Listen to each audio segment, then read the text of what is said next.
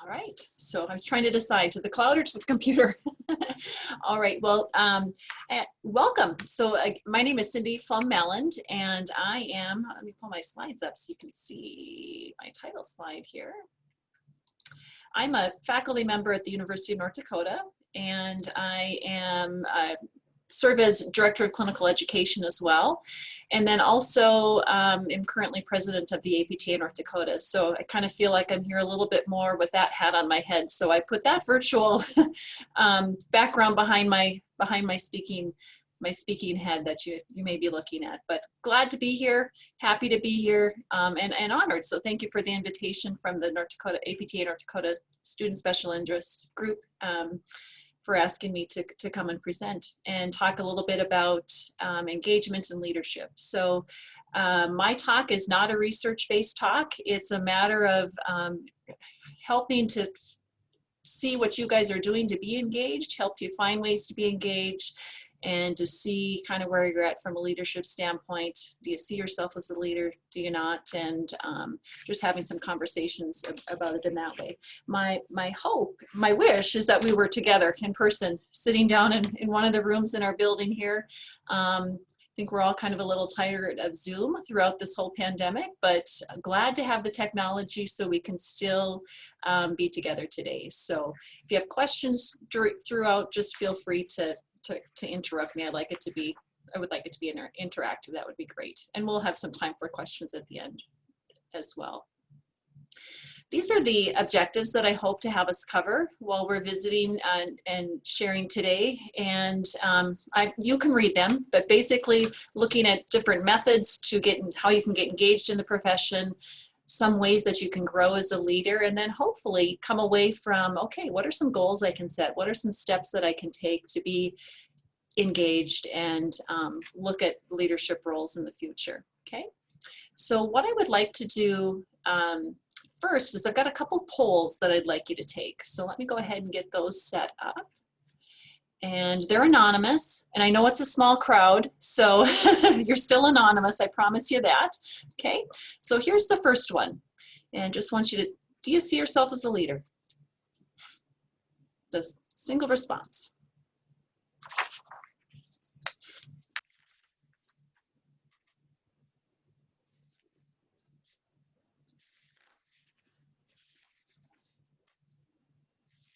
I'm just writing down numbers for my own sense. Okay, so are you able to see the results? Nope, not yet. Okay, now I think you can. Okay, so what I love is that you're all in that positive realm, right? Of yes, I am. Sometimes I do. Maybe not today, but I sure want to. That's great to see. Versus not very often or no, not at all. So I think that's a great place for you to be. Okay. Then I've got one more poll for you. Oops, just a second here. Let me get back to it. I'm learning through polls. I'm still learning in Zoom. Let's see here. Here we go. This next question asks, it's about engagement. So this is a multiple choice. You can select all the above. Just want to see different ways that you feel that you engage with the profession.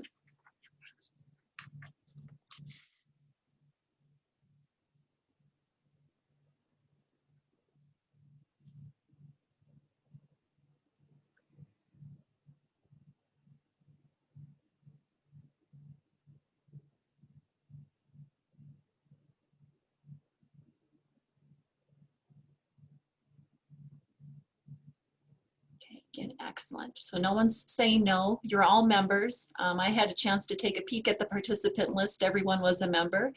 So a suggestion I have for you for future conclaves, I mean, I think all of our programs, I know we require it when you come in. We highly encourage once you're required as you go forward. We can't necessarily stand with a over your shoulder and make sure you submit your credit card bill, but ask a non-member to come. And even as you get out into your career and you're going to different things, ask those, I'm gonna call them a potential member. That's a better words to use. Okay, so here you can all see what you all selected. So lots of different ways that you're getting involved. So I think this is fantastic. The Core Ambassadors email, I encourage you to look at that, okay? So there's somebody from each program that should be forwarding that to you. And if you're not seeing it, then let me know, and I will reach out to our current Core Ambassador, whom is Heather Harrower, and make sure she's reconnecting with that faculty person at the programs, okay?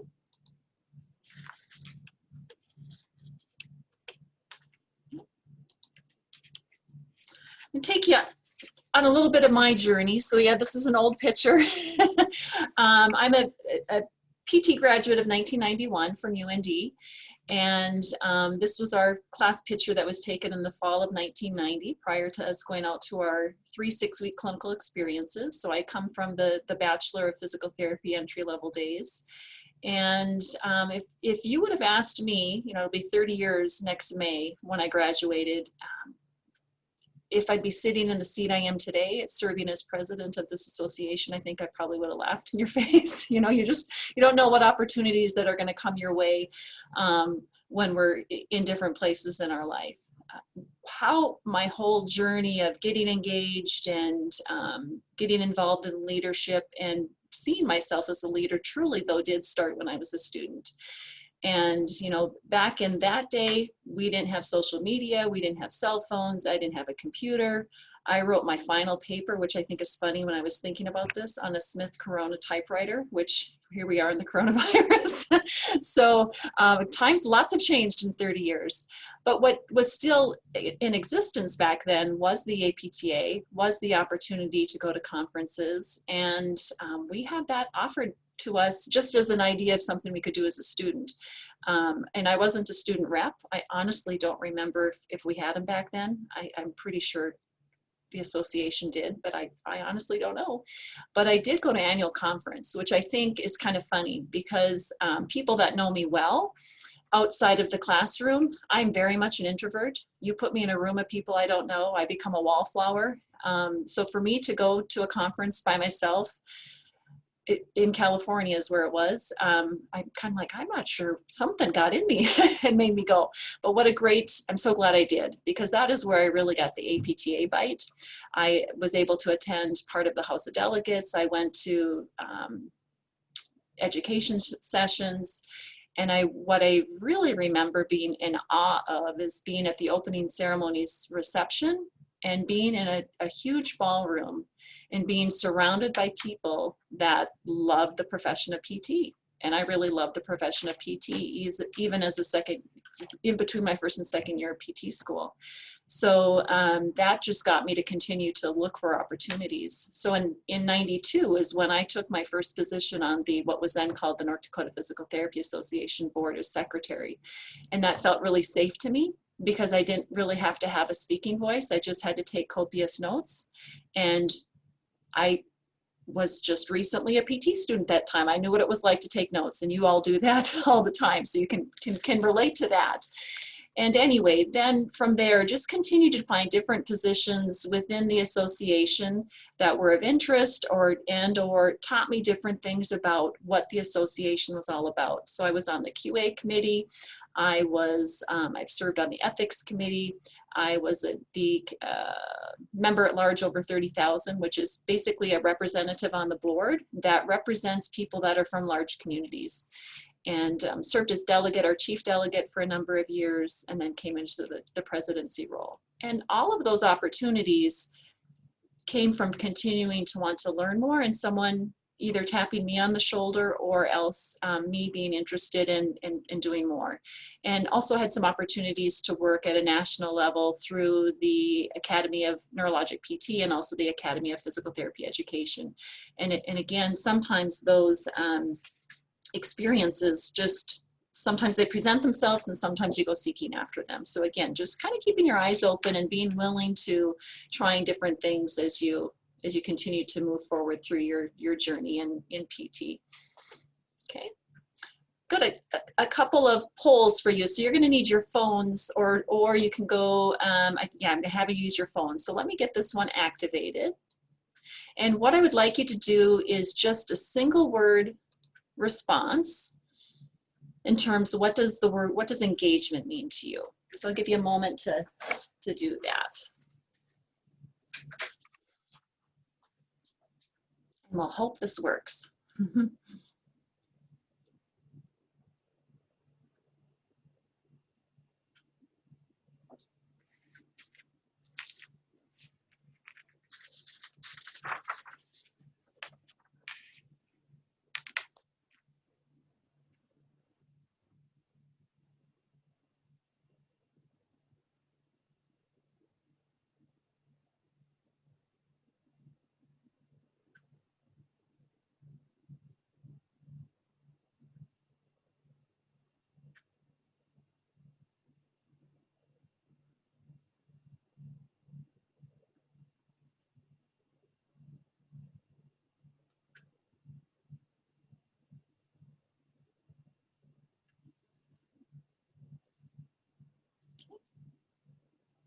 Everybody had a chance to get their word in?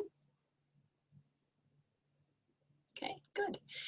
The more you have, the more people you have, the bigger the word cloud gets. But also the bigger the word gets, that means the more consensus you have amongst yourself in terms of how you see that word. Okay, got another one for you.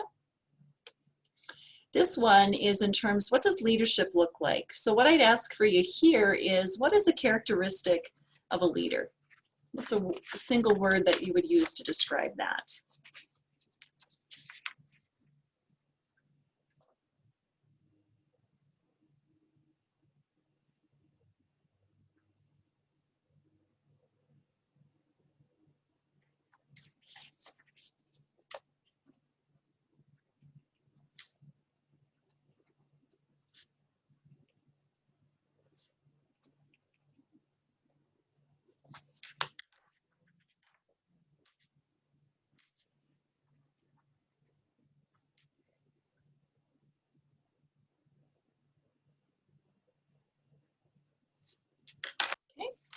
All right, good words. Service, open-minded, example, which I take that to mean kind of serves, functions as a role model in that respect is maybe what that is another word for that. Not trying to make assumptions, but that would be one of my guesses. So good, thank you.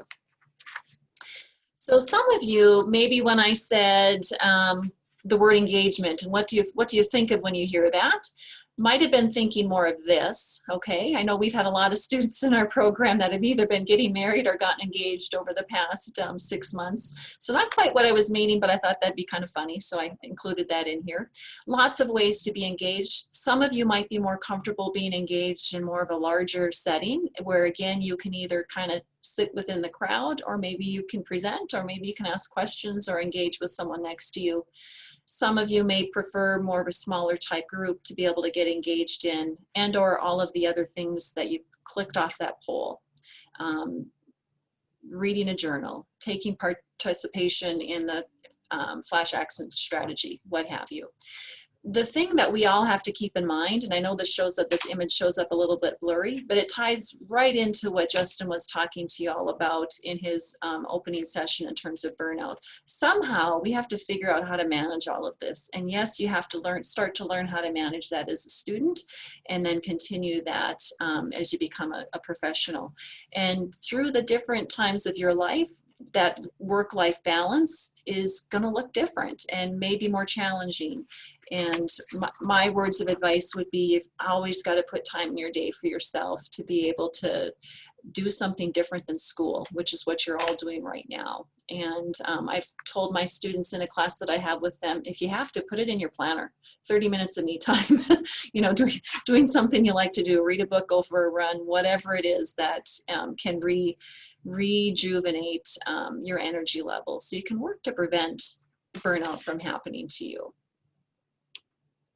So looking at a little bit deeper into a definition, and there's probably a multitude of different definitions you could get of the word of engagement, but this is one that I just pulled from an article for a couple of reasons.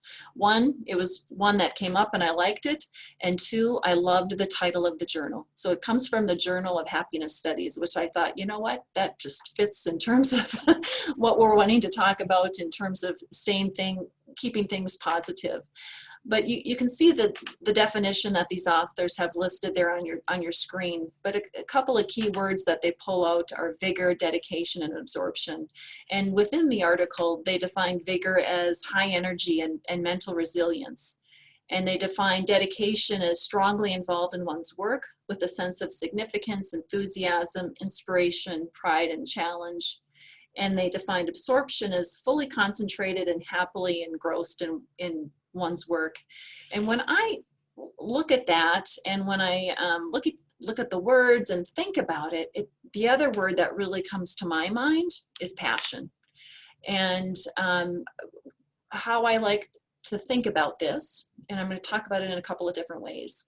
When I meet with high school students that are considering physical therapy as their profession, I always ask the question, well, why are you interested? Have you been a patient in PT? What's brought you to it? And we have that little conversation.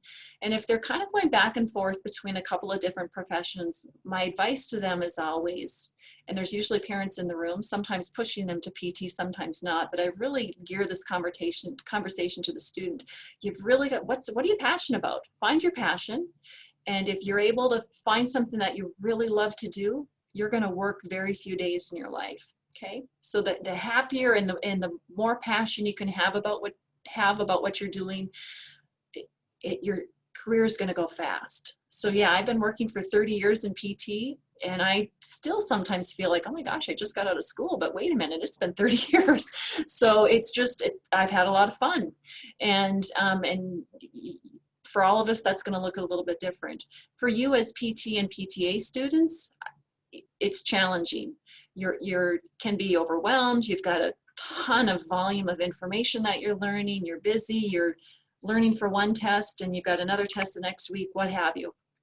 And my advice to you is continue to think about what's the what that got you interested, what's the why that you're here, and keep thinking about that, and also let that help you continue to drive towards your goal of being that PT and that PTA. And sometimes, for most of us, I've interviewed a lot of students over the years, we want to help people, right? So it's about that patient. So maybe that helps to keep the patient in mind in terms of when you're feeling like, oh, why am I doing this again today?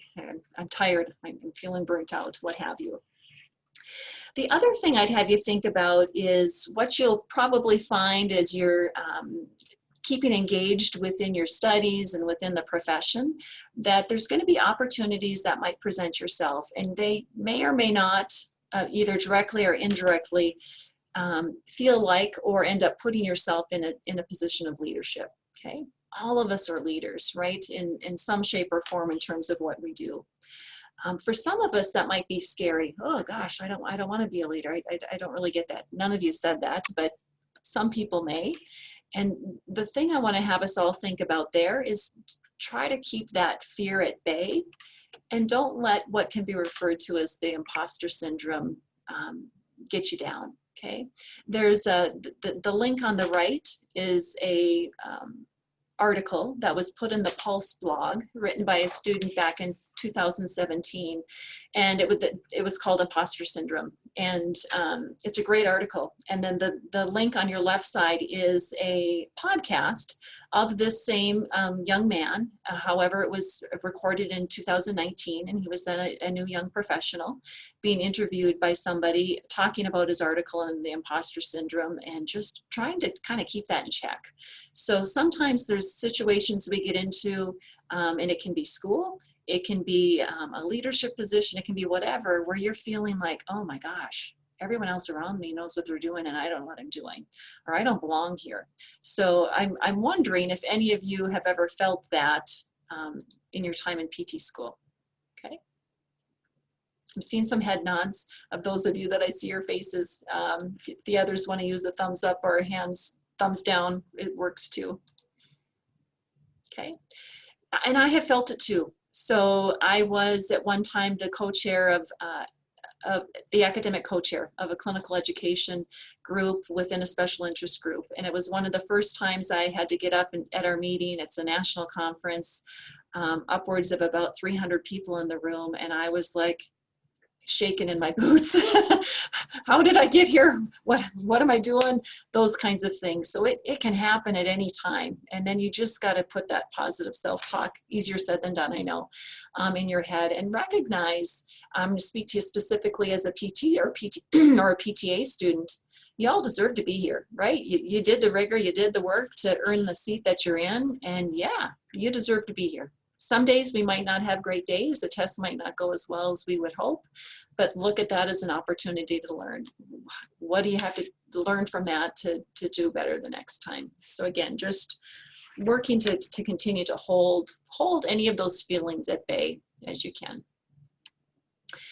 And I would liken that to also to have you think about, you know, these are 10 characteristics out of one article. You could find another article on leadership and probably find some different words. You guys came up with different words. You had open, service, open-minded, and example. These are different characteristics that can tie into that as well in terms of what leaders display. So my guess is many of you have these built into you. Are we perfect at them? No. In my opinion, there's no such thing as perfection. We're continuing to grow and learn and get better at everything we do. All of these things are really important in terms of not just leadership, but just in terms of relationships and whatnot. So good things to keep in mind and to work on as you move forward. Also, as you're looking at and maybe thinking about more formalized roles of leadership within school, and we'll talk about some opportunities that are available that I think most of you are aware of, but we'll just talk about anyway, and or further in your career, but different roles to keep in mind and things that you can see as opportunities for growth. So one is to keep the flame burning, okay? So people that you're being a leader for are looking for some type of a constant. And this article went into, sometimes it's best, you know, the leader has to show that, keep the flame burning, but the leader can't do it alone. So then the article went into, you know, sometimes maybe it's best to give the people working with you a match so they can also help keep that flame burning. And I liken that to, it takes a village, right? Everything we do takes a village. It's not just a one person. Another role to consider, and I think this is just good for life in general, is just to keep your humility, to keep in touch. So being able to maintain an emotional connection is about partnership versus power. So recognizing that leadership does not and maybe should not equal power, right? There's, again, that ability to work together and being open and being open-minded and demonstrating an example, just to use some of the words that you guys used, which I think are very good. A fourth role is to keep out of the way. So don't micromanage. Being able to let the people that are working with you do the jobs and the roles they know how to do. And that is very helpful. So being able to recognize when your leadership is needed and when just kind of the more of that support role is important. Keep relationships egalitarian. Hopefully I said that correctly. Basically, this is an egoless relationship. So I think that the piece of keep your humility and keep your relationships egalitarian are really go hand in hand and are important. And so being able to kind of check your ego and make sure your head size is your head size versus your head size, okay?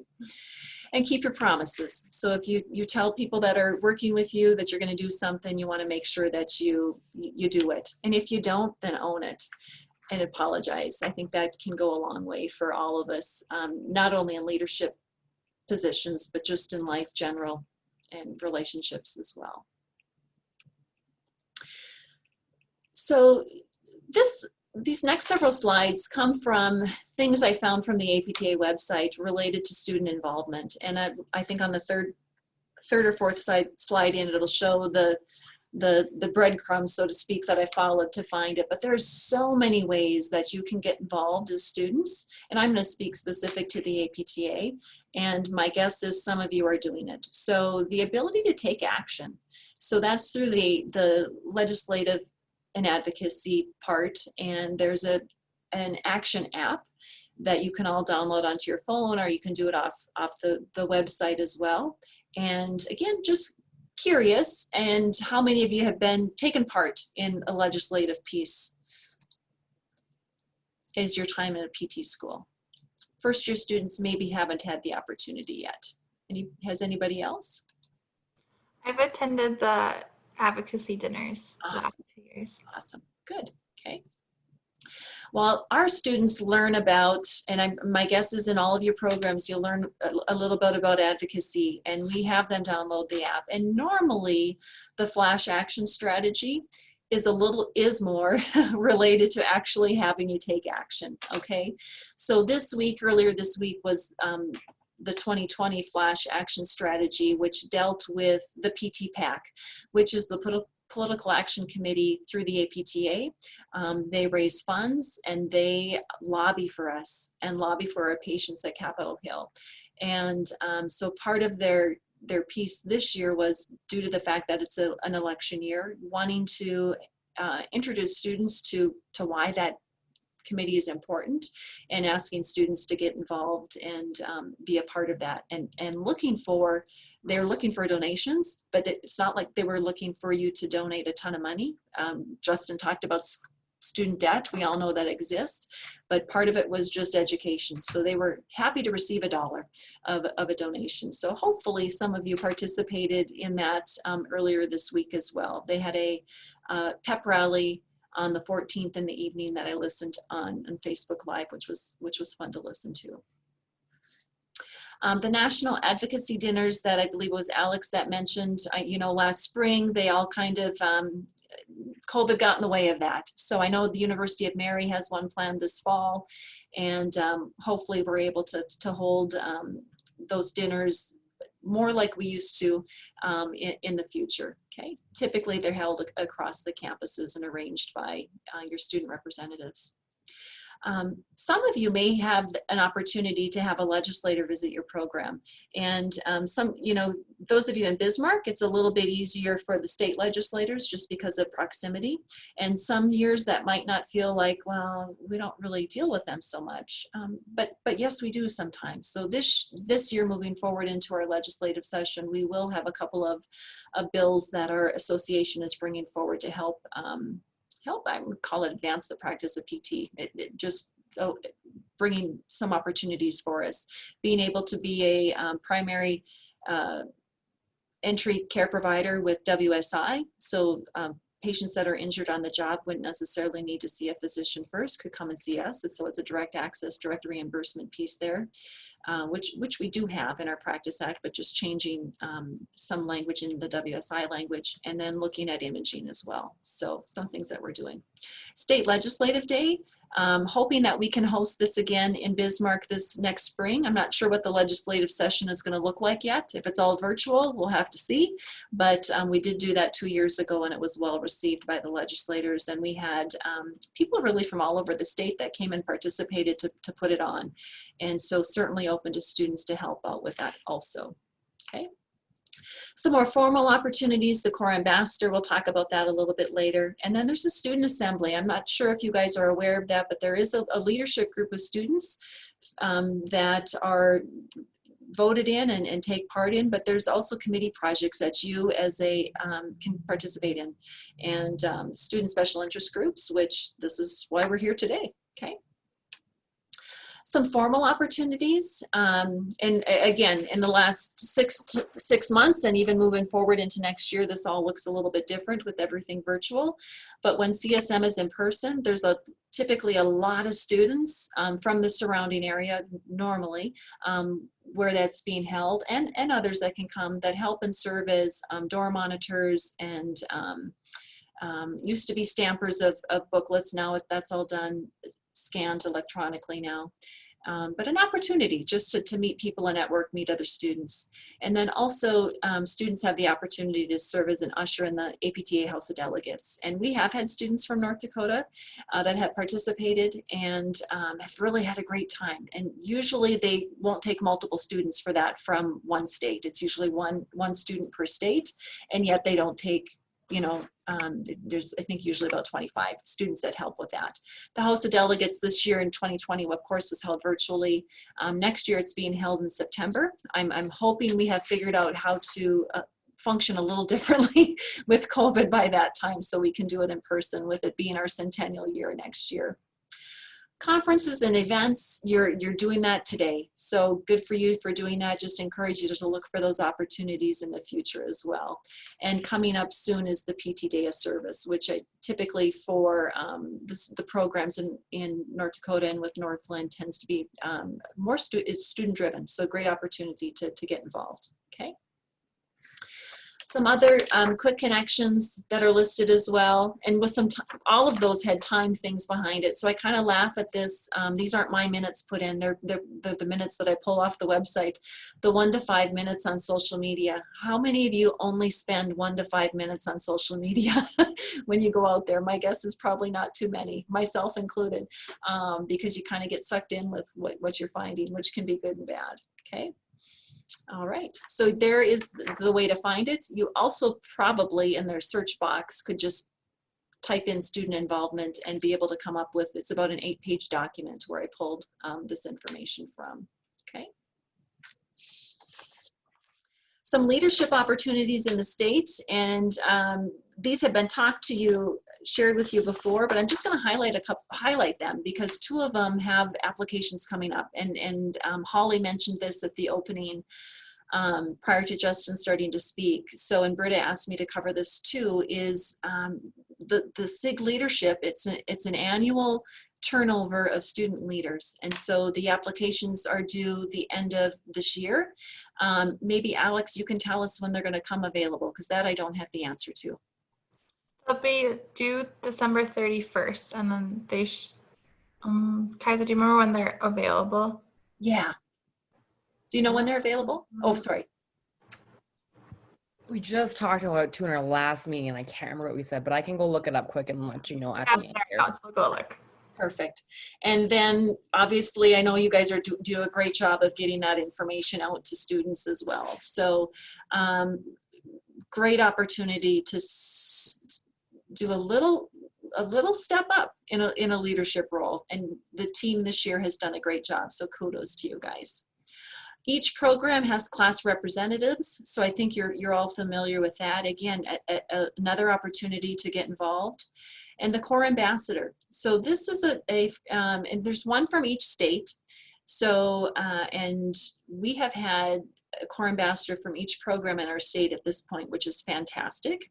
Currently it's Heather Harrower. She was a 2020 grad of UNDPT. And they always send these applications, make them available. Very late, and the turnaround time is very short. So I just saw on Twitter last week that these became available, and they're due October 2nd. So it's a very short time. So if any of you are interested in wanting to learn more, feel free to reach out to me. I'll put my email in the chat, not right now, but at the end of this year. And I can make sure you get connected with Heather so you can learn a little bit more about it. They're doing the applications through APTA Engage, which is on the APTA website. You just go to apta.org, and I would just put APTA Engage in the search box, and you'll be able to get to it. You create a profile in there, and then you'll be able to access the application for the core ambassador. Basically, that person is a information conduit between the APTA National Student Assembly and to the programs within that state. Okay. So again, I encourage you to look for those emails when they come. There's always good information in there that Heather has shared forward, and also all of her predecessor, I can't say the word today, before her, you know what I'm trying to say. Okay. All right, so I'm wondering what questions you guys have at this point. What do you want to know? What questions on leadership, engagement, anything else? Fair game. Earlier, you talked about the FAS as one of the things you can do. I don't know what that is. So that's the Flash Action Strategy. Okay. Yeah, and I put the acronym for it there intentionally. I was being a little tricky. And again, normally it ties right to some type of a legislative piece that we're working on nationally. It had been we've done it for the therapy cap. We have done it for student loan repayment. I was kind of surprised they didn't do it for the Medicare cuts, but again, their rationale of why they picked the PT PAC, I think is valid.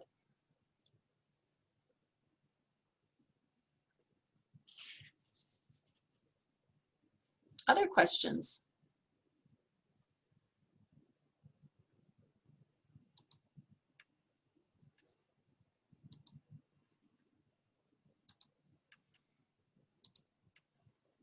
So talk to me about some ways that you guys see yourself as leaders.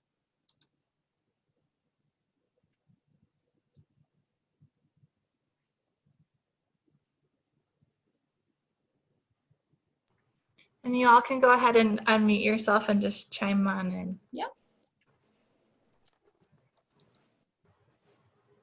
I think that also, can you hear me? Yes. Yeah. Okay. I think that also to be a good leader, you also have to be a really good listener. You know, just taking everybody's input and not just, you know, be the one speaking. So giving everyone else a chance to also chime in as well. Yes. Excellent. And in one of my classes on Thursday, one of our speakers said, you've got to listen with your eyes. Okay, so not just your ears, but really paying attention to the nonverbal stuff. And when you're talking to people and you're not listening, it doesn't take them long to figure it out, right? My son, who's 17 now, when he was very little, he was a kiddo who chatted nonstop. And so, good or bad, I learned how to tune him out, okay? Because otherwise you kind of went crazy with all of that constant noise. And one day he was trying to talk to me about something, and I honestly don't remember what it was. It was a long time ago. And he came up to me and he grabbed my face. Mommy, you're not listening to me. And I'm like, yeah, I'm really not. And he was 3 or 4 years old at the time. So we learn that as humans very young when people aren't paying any attention to us. So that listening is so important. And important with you when you're working with your patients too. All aspects of what you do from a healthcare provider standpoint, whether it's with the patient, your colleague, you're in a leadership position, what have you. So great point. Excellent. Can I ask a question? Sure. What's your advice to just try to stay engaged with a patient? Because, you know, you sometimes get those patients that just talks on and on and on. They just sometimes get sidetracked with something that they brought up. How do you still stay engaged and still stay on the topic? Yeah, and still get your therapy in, right? Yeah. So you really don't want to, sometimes you do have to kind of cut them off, but do it in such a way that, you know what, I want to hear more about that, but let's do this exercise bout before we talk a little bit more. Or, you know what, while you're telling me that story, let's do 10 repetitions of long arc quads or whatever exercise it is that you're doing. I'm just pulling that out of the air. So, and yet, if they're going on and on, because they're a very long storyteller that takes this whole route to get to point A that could have been said this quickly, you've got to work at that. Yeah. Keep your eyes focused on them, not be falling asleep, those kinds of things. I've watched clinicians fall asleep while they're working with patients.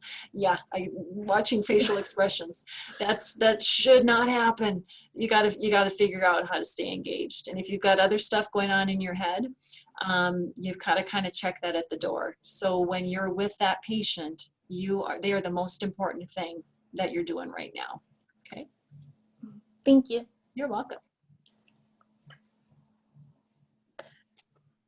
I know for me in particular, one lesson that I've had to learn is I have the personality and the interest to want to be involved, but then finding that balance of getting others involved, because my strengths and efforts can only reach so far. But if I can, like you were saying earlier, bringing members or non-members to things like this to get them involved too, I think that is a great quality of a leader who, like, their efforts don't just stop with themselves, where they can encourage others to participate too. Yeah, and it's really, so that's a great point. It's really not about me or you. It's really about us, right? So I think, and I'm saying I statements here, which I have to for this, but it's really about we. Okay, so I know when I'm listening to people talk and when it's all I'm like, oh, but you didn't all just you do that. It's really so much of a we thing. You know, any type of committee I've been on, the board, it truly takes a village, and you have to see it as a we thing. Yeah, and don't and ask. And if you get told no the first time by a potential member, go again. Keep wearing them down.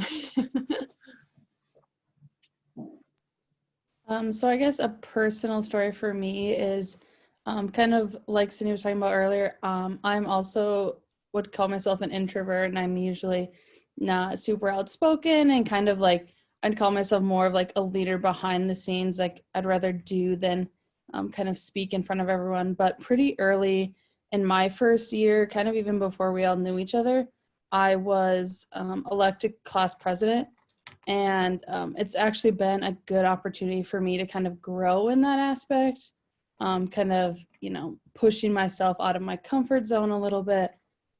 So that's kind of been one journey for me throughout PT school, is like, you know, getting more involved and kind of being more of a upfront leader than just kind of in the back of the room, so to speak. And you've done a great job.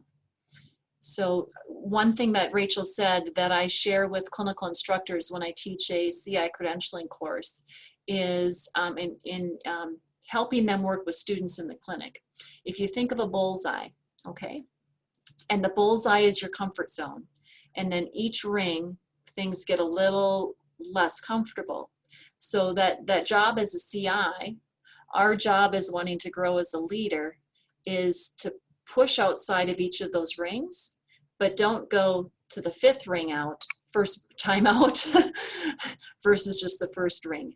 If you try to push yourself out too far too fast, it's really scary, and I think we set ourselves up for failure. Okay, and I think that can happen to students in the clinic too. You just got to keep nudging a little bit, and you guys can do the same thing. As you get further down your road, you continue to grow as a leader. You see someone else who you think has good characteristics of a leader, and you get them engaged, and you just keep trying to push them out of that bullseye comfort zone a little bit, because all of us have to help each other grow. We can continue the path of bringing leaders and engagement up behind us. So great. Other comments or questions?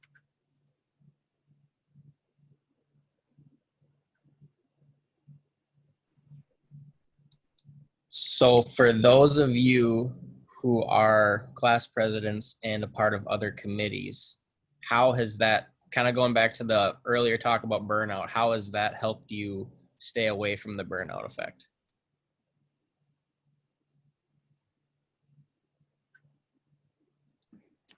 I guess for myself, and I don't even know that it's so much being class president, but just like as a student in general, I think really getting involved and kind of getting to know your other classmates has been big for me, and something I'd encourage. I think kind of doing it together and feeling like you're not the only one who's, you know, really stressed or overwhelmed, kind of helps you, and then you can go to them, you know, if you need that support. That's been good for me throughout PT school.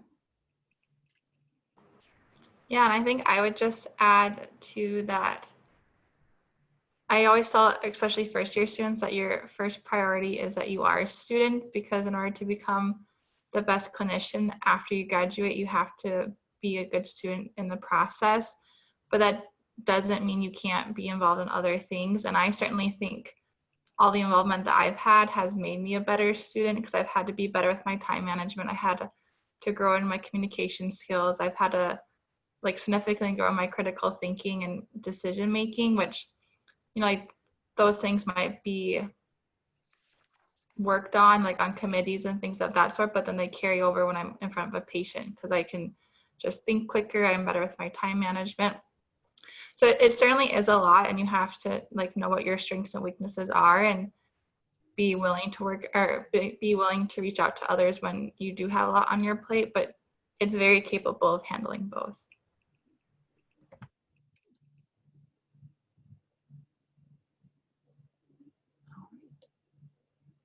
Other comments or questions? We're at our time, but I'm happy. I know you guys have another session starting at 11, or pardon me, no, not till 1. You get to go to lunch. The city applications, we updated them at our last meeting, so they should be, I believe, updated and sent out. If not, I will contact Britta and make sure they get sent out. Perfect. So A reminder, we have our APTA North Dakota Board of Directors meeting next Friday, and it's all virtual. We have our business meeting over the noon hour, and that will be over Zoom as well. That link is sent out to all members, which includes students.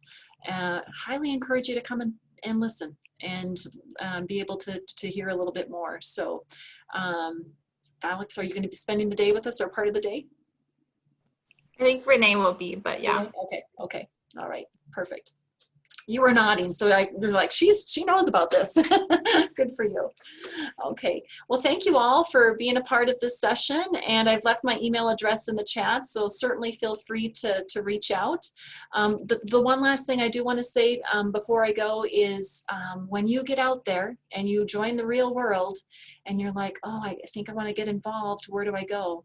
Look to your state association, okay? And you're going to find the people that are the go-tos on their webpage in terms of the different positions they have, and just tap one of their shoulders. And if that's scary for you, reach out to me. I'll help you tap that person's shoulder and get you involved and introduce you and whatnot. PTs and PTA, physical therapy, right? We're all under that umbrella, is a very small world. And so it's really easy to get connected and network with people from across the country. And that just makes it so much more awesome as well. So, all right. Thanks so much. Have a great rest of your Saturday.